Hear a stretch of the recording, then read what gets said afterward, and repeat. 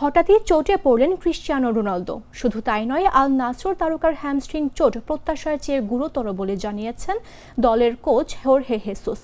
শুক্রবার তিনি জানান, দ্রুত সেরে উঠতে রোনালদো মাদ্রিদে চিকিৎসা করাতে যাচ্ছেন। বিশ্বকাপে ঠিক ৩ মাস আগে রোনালদোর চোট তার ভক্তদের মধ্যে দুশ্চিন্তা বাড়িয়ে দিয়েছে।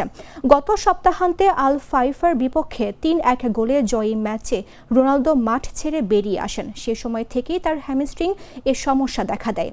আল নাসর এখনও ৪১ বছর বয়সী, তার এই চোটের পুনরুদ্ধারের সঠিক সময়সীমা জানায়নি। হঠাৎই চোটে পড়লেন ক্রিশ্চিয়ানো রোনালদো। শুধু তাই নয়, আল নাসর তারকার হ্যামস্ট্রিং চোটে প্রত্যাশার চেয়ে গুরুতর বলে জানিয়েছেন দলের কোচ হোর্হে হেসুস। শুক্রবার তিনি জানান, দ্রুত সেরে উঠতে রোনালদোর মাদ্রিদে চিকিৎসা করাতে যাচ্ছেন। বিশ্বকাপে ঠিক ৩ মাস আগে রোনালদোর চোট তার ভক্তদের মধ্যে দুশ্চিন্তা বাড়িয়ে দিয়েছে।